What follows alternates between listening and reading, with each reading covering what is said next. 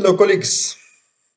Today I want to talk with you about the situation around Avdiivka. The most heavy clashes place for nowadays in Ukrainian-Russian war. In general, the situation around Avdiivka is very difficult for Ukrainian forces because Russia has concentrated a significant forces and around the city and can base its attack on the nearby large city of Donetsk, which is occupied from 2014. Russia uses Donetsk to store attacks on Avdiivka. At the cost of significant losses, the Russian army managed to advance on the northern and southern flanks around the city of Avdiivka and actually surround it from the three sides. Took the city on the so-called fire back. You can see now it in the map. We prepared it for you how it looks in geographic terms. The width of the corridor that leads to the city and is controlled by Ukrainian troops is only about 6 kilometers. This corridor is under fire from the Russian artillery and drones. Due to the vulnerability of the positions inside this pocket of fireback, a significant part of the artillery and air defense system had to be withdrawn from it, which further weakened the Ukrainian positions. Ukrainian troops are fighting in a semi-encirclement. The situation is in many ways reminiscent the battles of the city of Bakhmut in the winter and spring of this year. And if the situation cannot be changed during the counterbacks of Ukrainian army which are planned, then Ukraine may lose this city several weeks or months ahead. Talking about losses of the sites, of course, they're extremely heavy. From a military, but from the military point of view, the Battle of Avdiivka is significant and has little effect, insignificant, and has little effect on overall situation of hostilities. But this battle is important from a political point of view.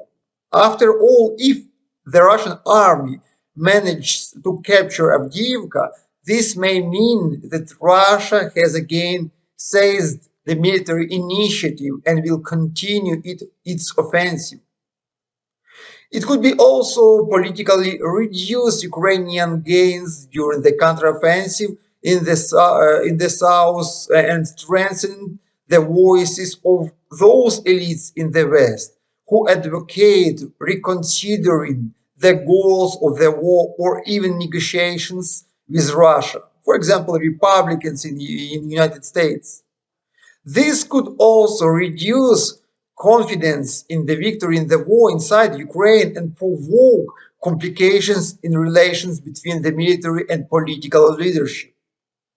If Ukraine manages to defend Avdiivka and Russia loses her accumulated resources in its offensive, then this will strengthen the positions of Ukraine's allies and strengthen position opinion in Ukraine on the eve of a difficult winner from the other side. And of course, the human losses is very high from the both sides. We don't know exactly the losses of Russian troops near Avdiivka, but according to the reports from both Ukrainian and Russian militaries, as well as analyzing video materials from the battlefield, we can assume that the Russian army has already lost hundreds of units of armored vehicles and thousands of soldiers. It's more likely a total there not less than from 4 to 5,000 dead and wounded Russian soldiers. Russia also spent a significant amount of artillery and aviation ammunition of this offensive. At the same time, it is necessary to remember that the first thing that dies in the war is the truth, and the official reports cannot be completely trusted on this topic.